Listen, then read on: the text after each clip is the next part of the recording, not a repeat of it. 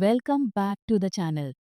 Today, we begin our journey into one of the most powerful relationship and communication guides ever written, How to Win Friends and Influence People by Dale Carnegie. This book has sold millions of copies worldwide, influenced leaders, entrepreneurs, and everyday people, and stood the test of time since its first publication in 1936. Why? Because it taps into something timeless, the psychology of human interaction. In this first part of the book, Carnegie lays down the fundamental techniques in handling people. Think of these as the foundation, the base layer upon which all other communication and influence skills are built. Without these, you might have charm, cleverness, or good intentions, but you'll often run into resistance instead of cooperation. Carnegie gives us three core principles in this section. They might sound simple, but their impact is anything but small. And as we go through them, I'll also share modern, relatable examples so you can see exactly how they apply in today's world. Principle 1. Don't criticize, condemn, or complain. Carnegie starts here for a reason. Criticism is one of the quickest ways to create resistance in another person. It's not that people don't make mistakes, we all do. But criticism triggers our natural defense mechanisms. When we feel attacked, our instinct is to protect ourselves, justify our actions, or counterattack. Carnegie shares the example of Al Capone, one of the most infamous gangsters in history. Capone didn't see himself as a villain. In his mind, he was just helping people have a good time and providing a service. This illustrates a key truth. People rarely see themselves as wrong. Now, let's bring this into today's world. Imagine you're on a Zoom meeting at work and a colleague presents an idea that you think won't work. If you say, "That's not going to work, you didn't think this through," you instantly put them on the defensive. Instead, if you say, "I see where you're going with this. Can we explore some possible challenges together?" You keep the door open for discussion without triggering defensiveness. The same applies at home. If your partner forgets to pick something up from the store, saying, "You always forget," turns it into an attack on their character. But saying, "I know you had a busy day. Can we figure out a system so it's easier next time?" focuses on solving the problem instead of assigning blame. Avoiding criticism doesn't mean ignoring mistakes. It means replacing blame with understanding and curiosity. This not only preserves relationships but also increases the likelihood that the other person will want to improve. Principle 2. Give honest and sincere appreciation. If the first principle is about avoiding harm, the second is about actively building goodwill. People crave appreciation, not flattery, not empty praise, but genuine recognition for their efforts, talents, and character. Carnegie tells the story of Charles Schwab, who ran one of the largest steel companies in America. Schwab credited much of his leadership success to his ability to express appreciation. He said, "I consider my ability to arouse enthusiasm among my people the greatest asset I possess." And he did it not by handing out bonuses, but by genuinely telling people he valued their contributions. In today's workplace, recognition is often overlooked. People work long hours, meet tight deadlines, and solve complex problems, yet the feedback they get is often focused on what went wrong. Something as simple as, "I really appreciated how you handled that tough client today. Your calmness kept the meeting productive," can do more for morale than you might expect. On social media, this principle is just as powerful. Instead of clicking like on someone's post, take a few seconds to leave a thoughtful comment, something specific that shows you notice the effort they put in. At home, sincere appreciation can transform relationships. If you tell your kids, "I'm proud of how much effort you put into your homework. I saw you really concentrating," you reinforce their effort, not just the result. The key is sincerity. Empty flattery feels manipulative. But when appreciation is real and specific, it makes people feel seen and valued. Principle 3. Arouse in the other person an eager want. This principle is about motivation. People are not moved by what you want, they are moved by what they want. If you can show how your idea or request helps them get closer to their goals, you unlock cooperation. Carnegie gives an example of a boy who wanted his mother to stop smoking. Instead of lecturing her about the dangers of tobacco, he said, I want you to be at my graduation, my wedding, and when I have children. He tied his request to her deepest emotional desire to be present for the important moments in his life. In business, this is exactly how great marketing works. A realtor doesn't just say, this home has 3 bedrooms. They say, this home has the perfect space for your kids to play while you enjoy family dinners in a cozy dining room. In job interviews, instead of saying, I want this job because it's good for my career, you might say, I believe my skills in client relationships can help your company expand into new markets. Even in friendships, this principle applies. If you want a friend to attend an event with you, frame it in terms of their benefit. You'll get to meet some really interesting people in your industry rather than, I need you to come with me. The magic here lies in empathy, listening carefully, asking the right questions, and noticing what excites the other person. Then, positioning your request as a way for them to achieve something they already care about, bringing it all together. These 3 principles work best when combined. Avoiding criticism keeps the relationship intact. Sincere appreciation strengthens the bond. And aligning with the other person's wants creates momentum toward a shared goal. In a modern context, this is how leaders inspire teams, how influencers build loyal followings, and how everyday people create stronger, more rewarding relationships. So that's part one of how to win friends and influence people, the fundamental techniques in handling people. If you take only one thing from this, remember that influence isn't about manipulation, it's about respect. Respecting people's dignity by avoiding criticism, respecting their contributions by showing real appreciation, and respecting their motivations by aligning your goals with theirs. In the next part of this series, we'll move into 6 ways to make people like you. Strategies that go beyond handling people to actually building genuine, lasting connections. In part 1, we learned how to avoid friction. Don't criticize, give sincere appreciation, and speak in terms of the other person's wants. Important. But being merely not difficult doesn't make you memorable. Today, we shift from avoiding problems to creating pull. How to become the kind of person people naturally like, trust, and want to be around. Not with tricks, but with habits that make interactions feel lighter, safer, and more human. Think about the people you enjoy most. They aren't always the loudest or the flashiest. They are the ones who make you feel seen, heard, and respected. That's what these 6 habits create consistently at work, at home, on Zoom, in DMs, and anywhere humans meet. We'll go deep on each habit, why it works, what it looks like in real life, mistakes to avoid, micro scripts you can borrow, and tiny drills you can practice today. Let's begin. 1. Be genuinely interested in other people. Surface interest is easy to fake. Genuine curiosity is rare and magnetic. Most conversations are ping pong of mini monologues. What do you do? Here's what I do. Great. End. Real curiosity breaks that loop. Picture a networking event. 2 approaches. You meet Ravi. Version A. So, what do you do? He answers. You nod. The energy dies. Version B. What's something you're building right now that you're excited about? Ravi lights up. Talks about a side product he's launching. You ask, what pushed you to start it? He shares a story about a customer problem that bugged him for a year. Now you're not trading job titles. You're in a real conversation. Real estate context. First call with a buyer. Agent A opens with, what's your budget and when do you want to move? Agent B, paint me a great Saturday in your next home. What's happening? Who's there? What do you see when you wake up?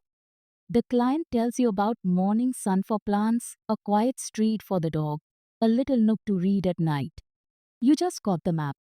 Now your recommendations feel tailor-made because they are. Remote team context.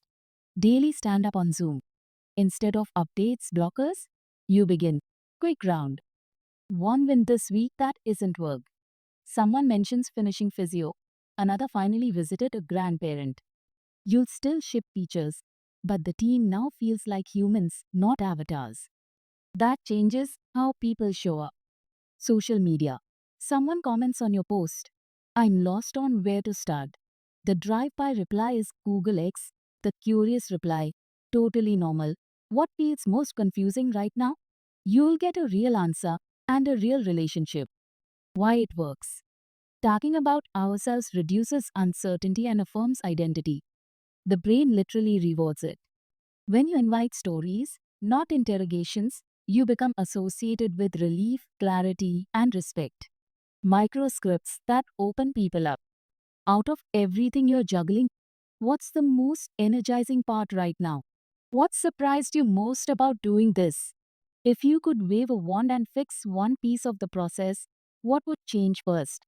Common mistakes. Rapid fire questions that feel like an intake form. Training interest just long enough to pivot back to yourself. Treating people like data sources. If you're not curious yet, ask fewer questions and slow down. Curiosity grows in silence. Tiny drill today. In your next 3 conversations, ask one story question and let the answer breathe. Don't top it. Don't rush it. Watch what changes. Uh, to let your warmth show, face, tone, and presence. Smile isn't a command. It's a signal that says, you're safe here. People read your vibe before your words. Warmth lowers defenses before logic ever arrives. Open house example. 2 agents, same property. One greets with a hurried hi. The other looks up, smile in the eyes. Welcome and take your time. I'll be right here if you'd like a quick layout overview. Visitors exhale. Wonder. Ask. Schedule a private showing. The drywall didn't change. The atmosphere did. Client meeting. A late arrival blurts, sorry, I'm running from another call. Cold response. We started already. Warm response. You made it. That's what matters. Let's catch you up in 60 seconds. Shoulders drop. Minds open. Zoom reality. Camera slightly above eye line. Soft front light. First 10 seconds with a relaxed pace. Good morning. I'm glad we could all make this work. Let's keep this simple and useful. People lean in. Your warmth becomes the room temperature. Email warmth. Subject lines like following up feel like a ticket.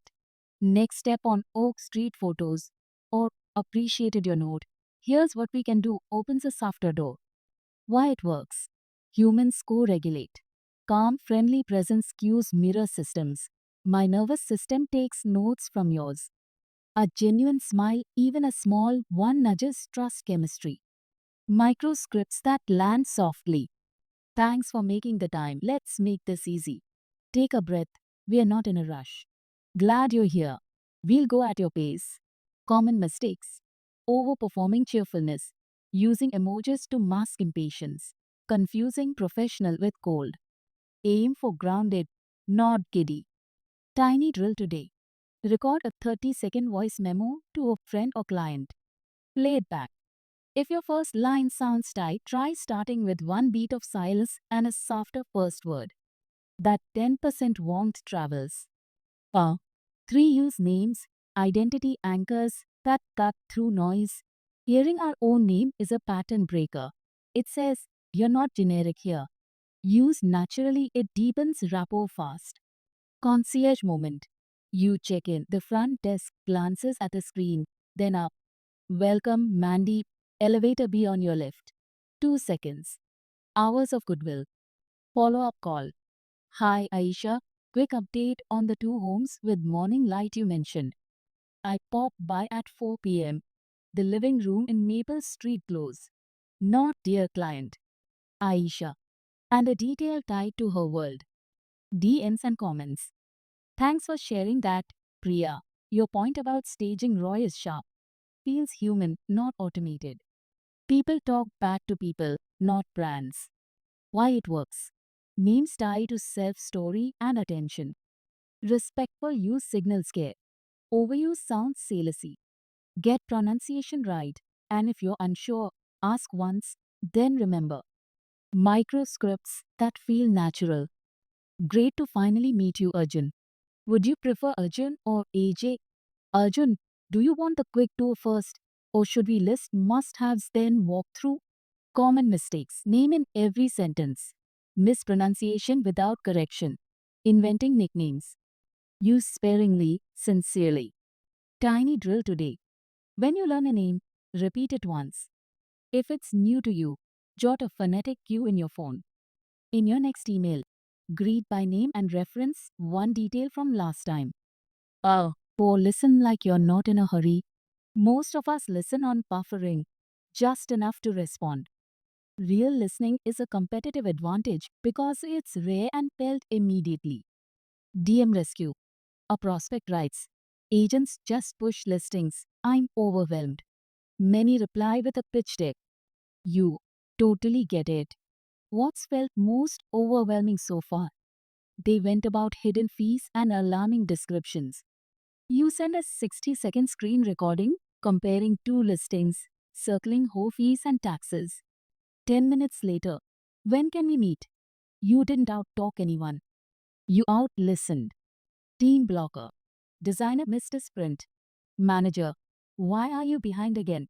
Defensiveness. Better. What's blocking you? Legal change copy twice. I'm reflowing all layouts. Manager. Got it. I'll lock a decision window. The barrier wasn't effort. It was churn. Listening found the lever. Family moment. Your teenager matters. School's pointless.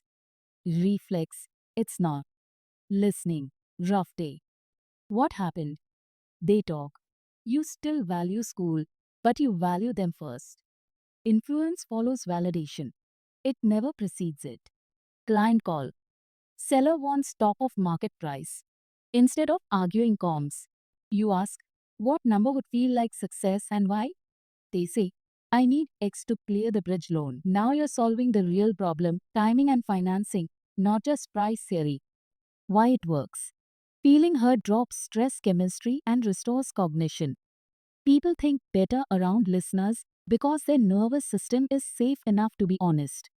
Microscripts that show you heard. Let me mirror this to check I've got it. The timing, not just the price, is the stress point. Fair? If we solved the whole surprise, would the rest feel manageable?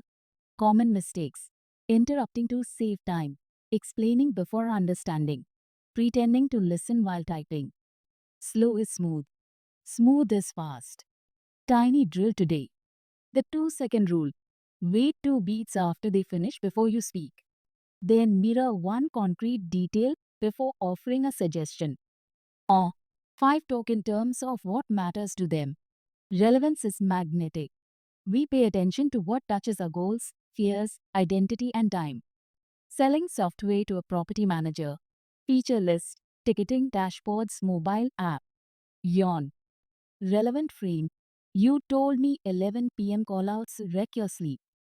Our triage filter cut those by 60% for buildings like yours. Same product. Different center of gravity, their life. Buy a consult. They care about their dog as much as the chef's kitchen. This place backs onto a trail system. Morning runs right from your gate. They lean in. You spoke their language. Investor client. Tense about monthly cash flow. You present not just cap rates, but a simple rent minus expenses timeline month by month with a cushion line in red. They exhale. The numbers became their story. Content creation. Your audience is anxious about rates. Don't post Fed announcement roundup. Post 3 ways to lower your monthly payment in the next 15 minutes. The topic is the same. The frame is them. Why it works. The brain tags self-relevant info with a high priority flag. When you connect to their cares, your message becomes about me, not at me. Microscripts that reframe. You told me family dinners matter. Watch how the evening sun falls across this dining area. You said time is tighter than money this quarter. Here's the fastest way to get 80% of the result. If the payment staying under X is the non-negotiable, we can flex finishes here and still get your must haves. Common mistakes: assuming what matters without asking, hijacking their interest to boast, over promising outcomes your offer can't deliver. Ask, listen, then connect. Tiny drill today. Start your next pitch with, "You told me you care most about." Tie every point back to that anchor. Uh, 6. Make people feel important and mean it. This is not flattery, it's accurate noticing. People blossom under specific, honest recognition, especially when you name behaviors that reflect character. Junior teammate after a rough client call. The way you slowed the room by asking those 3 clarifying questions that kept expectations real. That's leadership. They'll remember that for months. Open house with a young family. Many agents speak only to the parents. You kneel. "Hey, champ, the backyard has a giant tree. Want to help me find it?"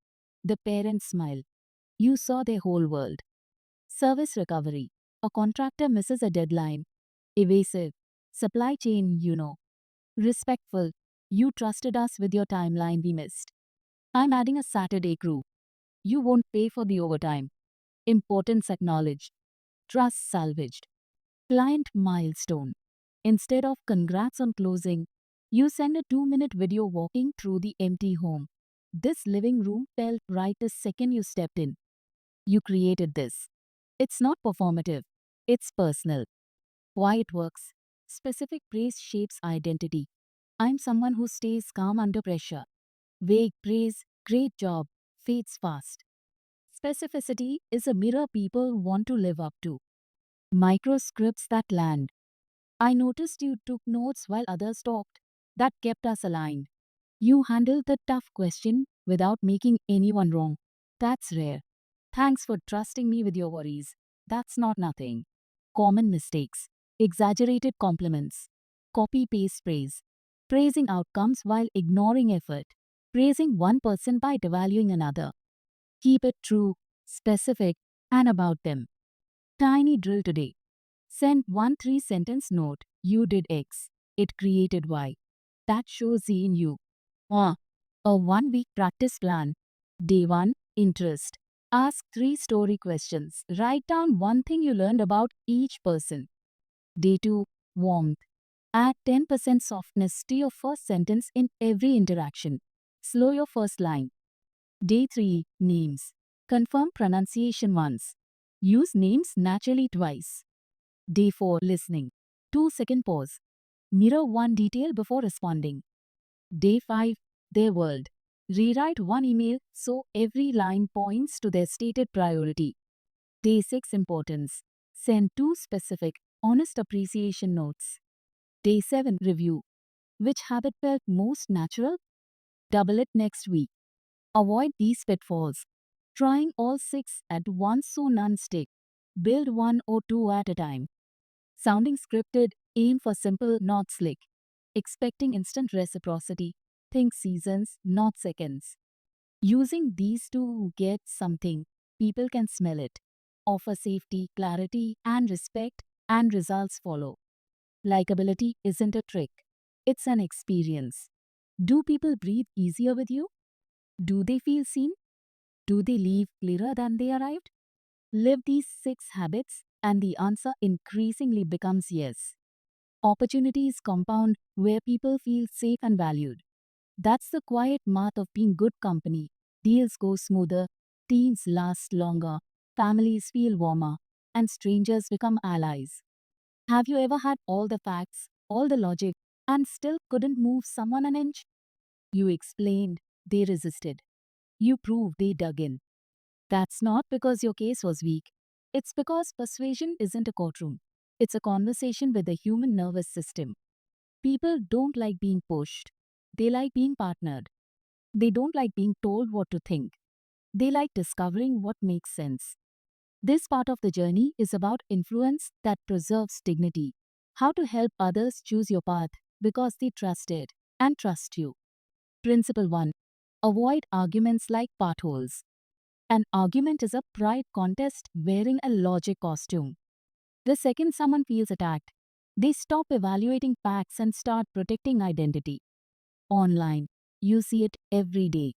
Threads that spiral and convert nobody. In real life, it's slow, but the same reaction. Real estate. A buyer says, "This place is overpriced. I saw a similar one for a lot less." The rookie counters with a data dump and a tone spike. The buyer hardens. The process, totally fair to compare. May I show you what's different about this street's comps and why buyers here pay a premium? Now you're walking side by side, not colliding head on. Workplace. A colleague claims the marketing budget is wasted. Instead of "you're wrong," try. If we pause spend for a month, what signal would you look for to decide whether it helped or hurt? You invite a test instead of a tussle. Family. Your partner says, "We never do it my way." Instead of litigating history, you say, "I don't want you to feel sidelined. Can we pick one area to try your approach for the next 2 weeks and review?" You gave them a safe win. Social media. Instead of public sparring, DM, "I see where you're coming from. Would you be open to a short podcast episode/article that shaped my view?" If not, no stress. You reduce the audience. The temperature drops. Why it works. Arguing triggers reactance, the urge to push back when we feel our freedom is threatened. Reframe the moment as joint discovery, and the guard drops. Mini dialogue. Them. "You're overvaluing this home." You. "That's a reasonable concern. What made you feel that?" Them. "A house 2 blocks over was cheaper." You. "Let's compare those two together. Lot orientation, school catchment, and recent renos. If they are equal, we'll revisit price." Tiny practice. Before you reply, ask one neutral question. What led you to that? It buys calm and gives you a path forward. Principle 2. Respect opinions. Never say, "You're wrong." "You're wrong" is a status attack. People hear it as "you're lesser," not "your data point is off." Respecting an opinion doesn't mean adopting it. It means protecting dignity while exploring truth. Business. A founder says AI can replace 50% of our support next quarter. Instead of, "That's unrealistic," try, "ambitious," and if we pull it off, huge. What would you want the 3 earliest proof points to be? You respect the vision and introduce evidence gates. Real estate. Seller insists, "My home is worth more because I love it." Reply, "Your love shows it's beautifully kept." Buyers usually price by recent sales. Would you be open to a private coming soon weekend at your number? If traction's thin, we adjust Monday. You honored feeling and added a fair test. Parenting. Teen says, "Curfew is dumb." Response, "It can feel that way." What outcome do you think curfew protects? If we hit that outcome a different way, what would feel fair? You preserved voice while upholding safety. Online. A friend posts a hot take. Instead of "this is false," comment, "interesting perspective." What source most influenced you? Here's one that pushed me the other way. Zero shaming. Plenty of room to pivot. Why it works. Status safety keeps minds open. When people don't feel judged, they can afford to adjust. Mini phrase. I see how you arrived there. Can I share a lens that made me see it differently? Tiny practice. Ban "you're wrong" for a week. Replace it with "I see it differently. May I show you why?" Principle 3. If you're wrong, admit it quickly and clearly. Accountability is a trust accelerant. Owning the miss before anyone forces you to turn critics into collaborators. Real estate. You listed the home with the wrong hoe fee. Call the seller immediately. "I posted an incorrect fee. That's on me. I've corrected the listing." Email all interested buyers with the fix, and I'll run a paid boost at my cost to recover traction. You lost nothing. You gained credibility. Team life. You missed a deadline. Say, "I underestimated the review cycles. I've changed my estimation template. Here's the new delivery date and the interim milestone I'll hit Friday." You paired apology with process change. Social. You shared an out-of-date stat. In a comment, correction. "The latest figure is X. My miss, thanks for the catch. I've updated the caption." You modeled integrity. Family. You snapped in frustration. 5 minutes later, that tone wasn't fair. I was stressed, not with you. I'm sorry. Repair beats rationalization. Why it works? Self incrimination removes the thrill of prosecution. People stop chasing what you've already admitted and start helping fix it. Mini phrase. You trusted me with X, I fell short. Here's how I'm making it right. Tiny practice. When you notice a miss, tell the affected person within 24 hours. Own it, fix it. Show what changes to prevent repeat. Principle 4. Begin in a friendly way. Opening set nervous system state. Warm starts build bridges that hard facts can safely cross. Lead call. Thanks for taking a minute. How's your week treating you? Lands better than, are you ready to buy? The first line decides whether they breathe in or breathe up. Collections conversation. I know the last thing you need is another stressful call. Let's make this simple is kinder than your payment is late. Kind doesn't mean weak. It means effective. Oh, dispute? I appreciate having thoughtful neighbors. Can we look at the fence line together and find a fix we're both proud of? You protected relationship capital before touching the issue. Why it works? Co-regulation again. People mirror your tone in seconds. Friendliness isn't fluff. It's friction reduction. Mini phrase. I'm glad we could connect. Let's make this easy. Tiny practice. Script your first sentence before tough calls. Read it once, slower than you think. Then proceed. Principle 5. Get early, yes moments. Agreement has momentum. Stack small, yes answers and big agreement gets easier. Board pitch. We all want churn lower this quarter, right? Nod. We also agree the biggest driver is onboarding gaps. Nod. Great. Here's a 3-step fix. They were saying yes before the ask. Real estate pricing. We both want maximum net, not just a headline price. Correct? Yes. And we want offers fast enough to protect your move date? Yes. Here's the price band that attracts multiple bids in 10 days. Your recommendation now fits their stated wins. Family logistics. We both want a calm weekend. Shall we knock out errands Saturday morning so Sunday's free? Yes, yes, action. Why it works? Cognitive consistency. Once people start agreeing, they prefer to stay congruent. Mini phrase. Before we dive in, can we confirm the outcomes we both want? Tiny practice. In your next meeting, secure 2 small, obvious agreements before proposing your path. Principle 6. Let the other person do most of the talking. People are persuaded most by what they hear themselves say. Make space. Ask shaping questions. Buyer hesitation. Instead of, you should buy now, ask, what would make waiting feel worth it? What would make acting now feel smart? As the answer, they articulate your case in their words. Manager 1. 1. What would a great quarter look like for you? They outline metrics.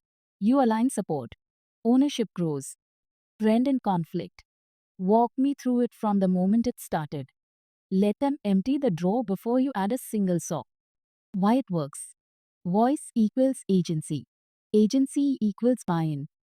Mini phrase. Say more about that. What would be different if this worked? Tiny practice. Use the 70 by 30 rule in key conversations. They speak 70%, you 30%. Principle 7. Let them feel the idea is theirs. Ownership beats instruction. If they birth it, they'll raise it. Team change. You need a new CRM. Rather than declaring, ask, what slows us down most after a lead comes in? They say, manual entry. You ask, if a tool autofill from emails and texts, what would that save? They estimate. You demo the CRM. By the end, it's a solution. Client strategy. Instead of, we should stage this home, ask, what would make online photos stop scroll for buyers? They say, brighter, cleaner, bigger. You reply, exactly what staging achieves. Shall we test a living room mock-up? Parenting. Not, do your homework now, but what time do you want your future self to be proud you started? The idea to begin becomes theirs. Why it works? Ownership taps identity and pride. Compliance taps short-term obedience. Weak fuel. Mini phrase. How would you design this if you were me? Tiny practice. Ask for one solution idea before offering yours. Then build on their language. Principle 8. Try honestly to see things from their point of view. Empathy is not agreement. It's accurate perspective taking that removes threat. Seller stuck on price. Lowering feels like losing. And your next purchase depends on this number. Let's model two paths so you can see which risk you prefer. You align with the fear before asking for flexibility. Supplier delay. Sounds like your crew is short two people and inspections doubled. Let's map what we can lock this week and what needs a backup plan. You show you're with them in reality, not fantasy. Teen anxiety. Meeting new people can feel brutal. Want to set a two-person goal for the party and bail after an hour if it still feels bad. You respected the feeling and provided a bridge. Why it works. Being seen regulates threat. Regulated people think better. Mini phrase. From where you sit, it makes sense to feel X. Shall we explore options that respect that? Tiny practice. State their concern back, cleanly, without spin, before proposing anything. Principle 9. Be sympathetic with their ideas and desires. Sympathy adds warmth to empathy. I don't blame you for feeling that. It's a balm that turns volume down. Buyer fear. I don't blame you for being cautious. Headlines have been wild. Let's separate noise from your actual numbers so we decide calmly. They feel held, not hurried. Team pushback. You've been burned by new tools before. No wonder you're skeptical. Can we pilot this with 2 volunteers first? You honored this cart issue. Customer complaint. I'd be frustrated too if I were in your shoes. Here's what I can do in the next 24 hours. Heat dissolves when feelings are validated. Why it works. People release their grip when they feel their feelings are legitimate. Mini phrase. Anyone in your position would feel that. Tiny practice. Add one sympathetic sentence before your first solution sentence. Principle 10. Appeal to noble motives. People want to be fair, wise, protective, generous. Tap that self-image. Negotiation. I know you want both sides to feel good walking away. That's how long partnerships start. Here's the midpoint that honors that. You frame the move as character, not concession. Team quality. We all care about shipping work we're proud to sign. One more day of polish protects that standard. Pride does the pushing. Community. We're the kind of building that looks out for each other, setting aside the wheelchair space matters. Noble identity, noble action. Why it works. Self-image is a strong driver. Align the action with who they want to be. Mini phrase. This is the fair-minded path. Tiny practice. Name the virtue your request supports: fairness, safety, stewardship, excellence. Principle 11. Dramatize your ideas. Acts inform. Scenes persuade. Turn numbers into moments people can picture. Listing pitch. North south facing. But 4 p.m. in winter and the living room still glows. Watch this clip. You moved from adjective to experience. Budget request. Not 15% productivity gain, but 2 extra hours per rep, 10 reps. That's one full human day back every day. They can see the clock tick. Policy change. Not noise complaints, but imagine putting a child down at 8 p.m. and having bass rattle the walls until midnight. That's what we're fixing.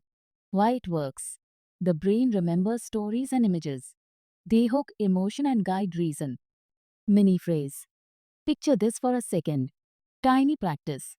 Convert one abstract claim into a concrete scene today. Principle 12. Throw down a friendly challenge.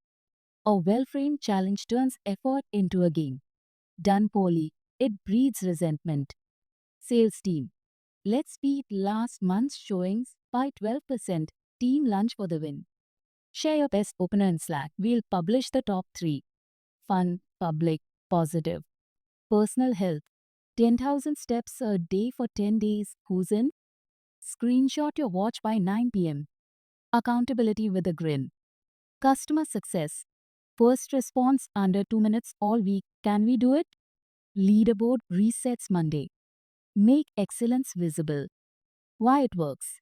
Competition plus visibility energizes. Keep it friendly. Celebrate effort and learning, not just winners. Mini phrase. Game on. Let's make this fun. Tiny practice. Issue one micro challenge with a small, immediate reward, coffee, shout out, choice of meeting music. The quiet power of these principles is that they never require someone to lose face to move forward. You avoid arguments. You protect dignity. You admit your misses. You start warm. You stack small yeses. You let them talk. You give them ownership. You see through their eyes. You validate their feelings. You appeal to their better self.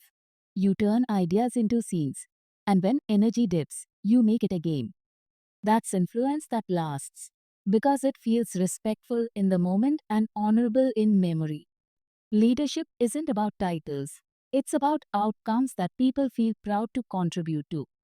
Part 4 is Carnegie's blueprint for causing positive change without bruising egos or burning bridges.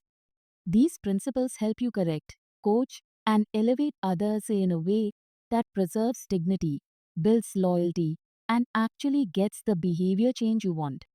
We'll move principle by principle. First, I'll explain the principle in depth. Then I'll add real world examples you can use in business, real estate, social media, and family life.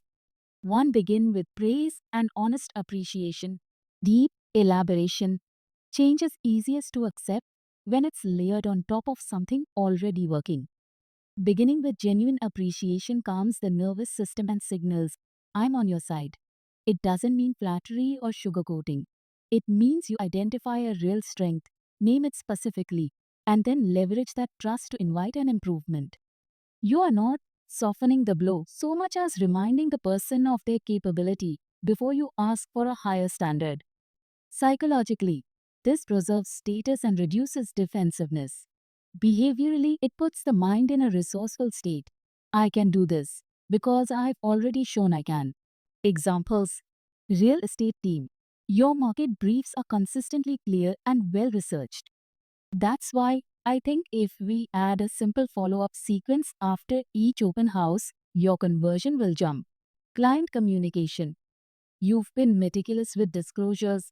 Buyers trust your packages. If we add a pricing history chart on page 1, we'll make that trust even easier.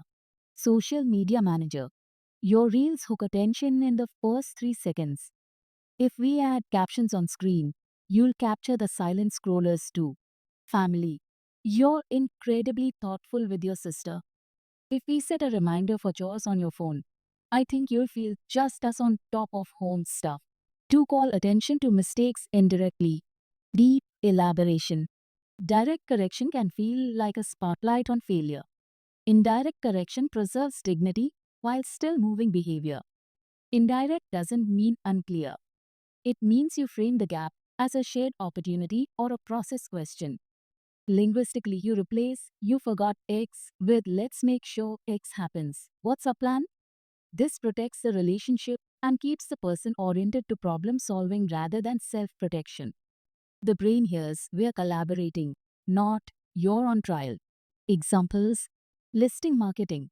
Instead of "you missed Instagram," try "our audience will love this property on Instagram. What's the best time today to post it?" Admin workflow. Let's add a one-line checklist at the printer so the floor plan PDF is always in the packet. Vendor follow-through. The last delivery arrived at 4 p.m. Can we lock a morning window this time so the stagers aren't waiting? Parenting. The bin day sneaks up on everyone. What reminder would make it easy for you to roll it out the night before? 3. Talk about your own mistakes first. Deep elaboration.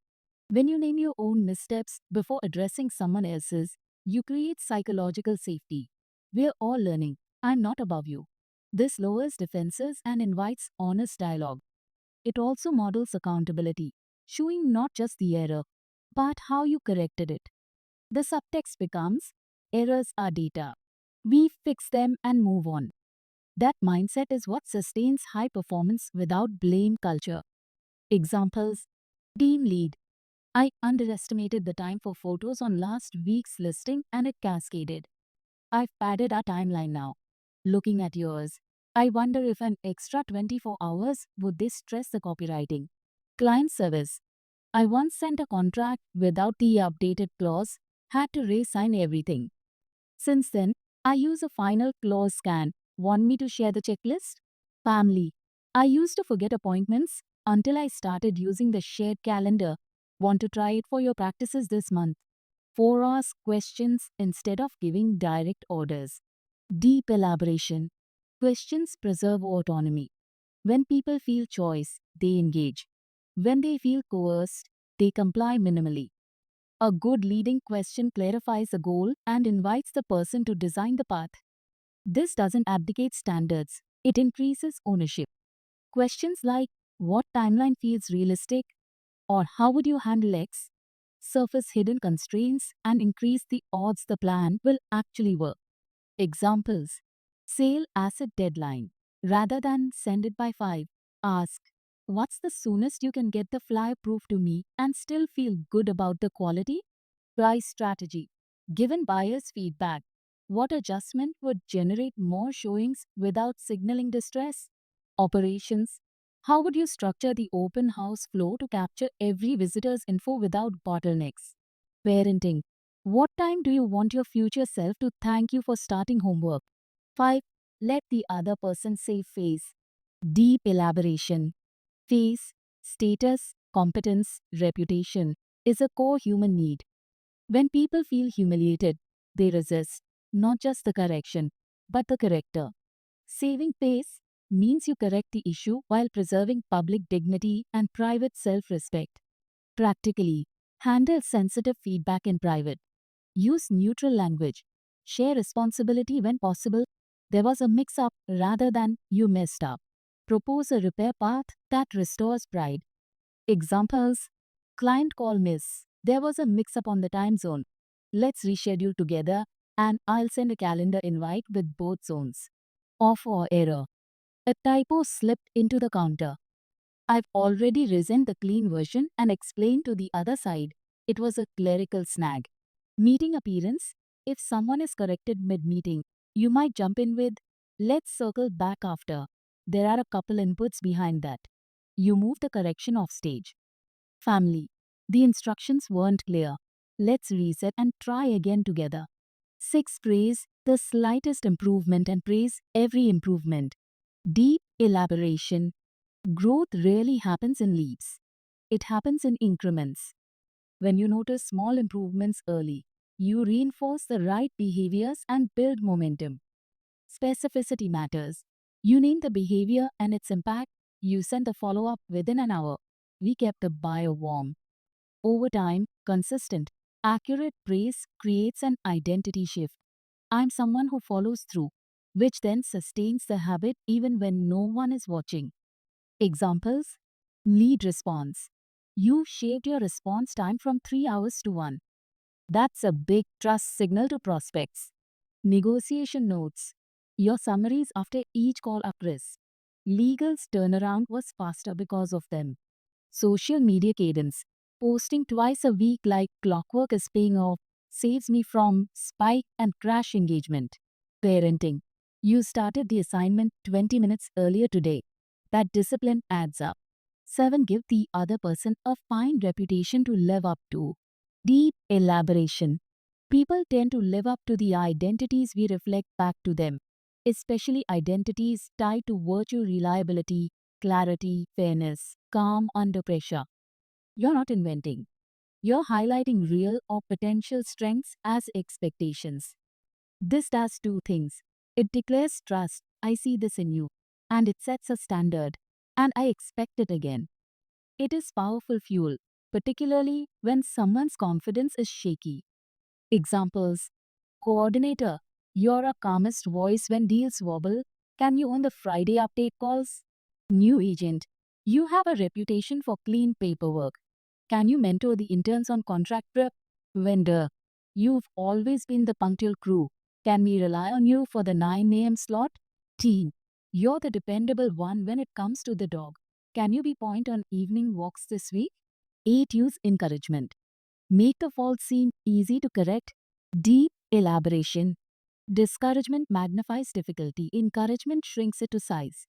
The goal here is to convert a vague, heavy, and bad at this into a specific, doable next step. You frame the task as learnable, break it into small actions, and offer help. This doesn't deny the gap. It makes the path visible and short. Confidence doesn't precede action. It follows completing a first manageable step. Examples: data entry errors. This is mostly about a quick double check. If you use the column filter once before sending, you'll catch 90% of issues. Open house nerves. Let's script your first 2 sentences and practice twice. After that, it's just a conversation. Follow-up habit. Set one 15-minute block at 4:30 every day. Just that. Momentum will handle the rest. Parenting. Cleaning your room is just 3 jobs. Clothes, desk, floor. 10 minutes each and you're done. 9. Make the other person happy about doing the thing you suggest. Deep elaboration. Motivation sticks when people can see how the action serves something they care about. Pride, ease, growth, recognition, time, money, purpose. You connect the task to a win in their world and, when possible, you give them agency in how to achieve it. The message shifts from do this for me to do this for you with me. It's the difference between pushing and partnering. Examples: listing prepared by Friday. If we go live Friday, your weekend is clear and we catch the highest traffic window, less stress, more eyeballs. CRM hygiene. If we tag notes the same way, your future self will find everything in seconds.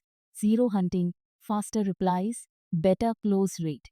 Content creation. Batching posts on Monday frees your week for showings. You'll feel less scattered. Family. If we meal prep today, you'll have more time for the gym all week.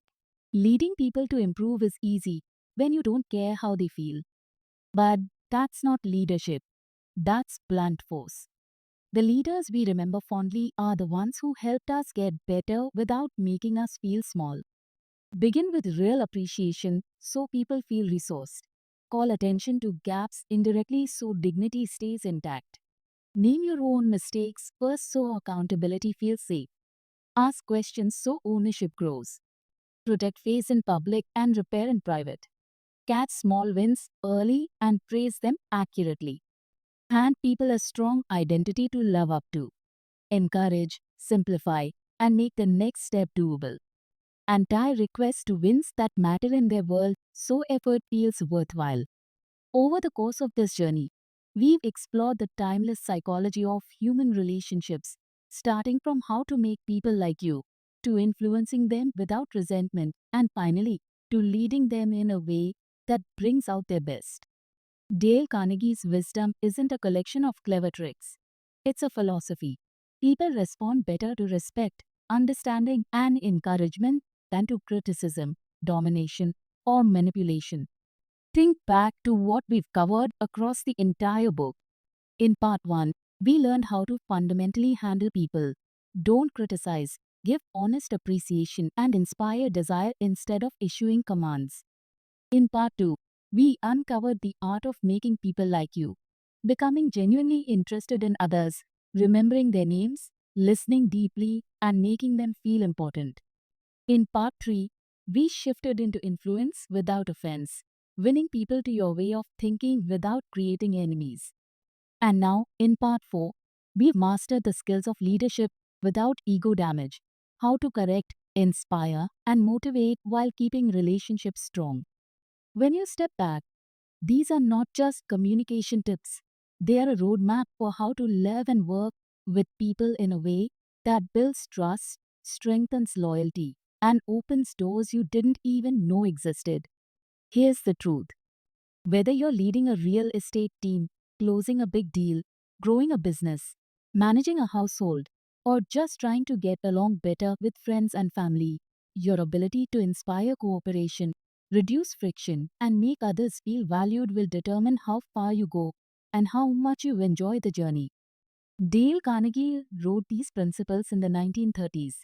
Yet, they remain timeless because human nature hasn't changed. Technology changes, markets change, the speed of life changes.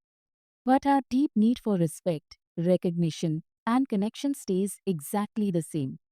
If you take one thing from this book, let it be this: you can't force people to change, but you can create the conditions where they want to change. You can't demand trust, but you can earn it every single day through how you speak, listen, and act. And you can't build lasting success without building people along the way.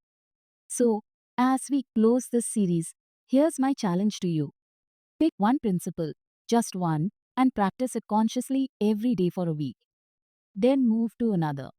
Don't just listen to these ideas, use them in your emails, your meetings, your negotiations, your family dinners, and even in small talk with strangers. Because mastery doesn't come from knowing, it comes from doing.